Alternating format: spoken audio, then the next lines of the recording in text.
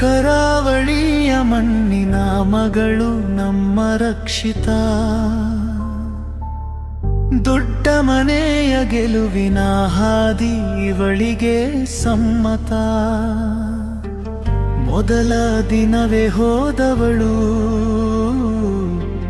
ಮರಳಿ ಬಂದಳು, ಕೋಟಿ ಜನರ ಹೃದಯವನ್ನೇ ಗೆದ್ದು ನಿಂತಳು.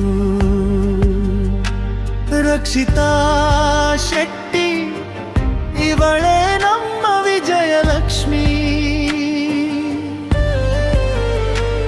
ತುಳುಥಾಕ್ ಸಂದ ಪ್ರೀತಿ, ಪ್ರಾಮಾಣಿಕತೆ ನೀತಿ, ಆಟದಲ್ಲೂ ಪಾಠದಲ್ಲೂ ಇವಳದ್ದೇ ಒಂದು ರೀತಿ. ಸೀಕ್ರೆಟ್ ರೂಮ್ ಆಟ ಮುಗಿಸಿ ಸಿಂಹಿಣಿಯಂತೆ ಬಂದಳು,